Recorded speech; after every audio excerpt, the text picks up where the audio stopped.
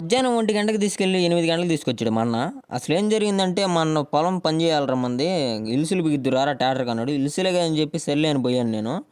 మీ అమ్మ లేపుతున్నా అసలు లెగవట్లేదు. ఎంత బరువుంది. ఇంటికాడ తిని కూర్చుంటే ఏం అర్థం కావట్లేదు. మా అన్న రోజు చేస్తుంటే ఈజీగా ఉంటదనుకున్నా. చాలా కష్టంగా ఉంది చేయడం మాత్రం. అది లేపుతున్నా లెగవట్లేదు. ఎట్టగొట్టి లేపాను. మా అన్నేమో సింపుల్‌గా లేపేస్తున్నాడు. ఇంకెట్టో లేపేసాం. దాన్ని ఇంకా టైట్ చేస్తున్నాడు మా అన్న బోల్ట్‌లయ్యి ఊడకుండాది. ఇంక సేమ్ మా పక్క టైర్ కూడా అట్టే బిగిచ్చేసాం. ఇంక చేలోకి తీసుకొచ్చారా ట్రాక్టర్ అని చెప్పాడు. ఇంక నేను స్టార్ట్ చేసుకొని ఇంక చేలోకి తీసుకెళ్ళిపోయాను ట్రాక్టర్ని. ఇంకోసారి ట్రైల్ ఇవ్వమని చెప్పాడు. గట్టిగా ఉన్నాయి లేవు డిస్కులు అని చెప్పి. ఇంకా అలా ఒకసారి దింపి చూశాను. డిస్కులు ఏమో గట్టిగానే ఉన్నాయి. ఇంక తీసుకొని ఇంక మనం కింద పొలాలు మాయి కిందకు వచ్చేసాం.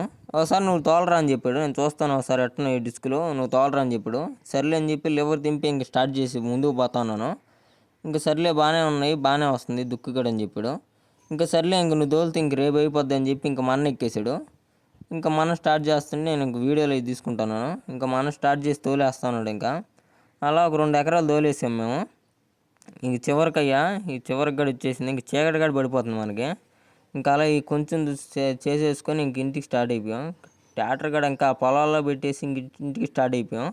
వెళ్ళేసరికి 8 అయింది. ఇంకా మా అన్నతో చేలోకి రాకూడదని అర్థమైంది. మీరు ఎంతమంది పొలం పని చేస్తున్నారు కామెంట్ చేయండి.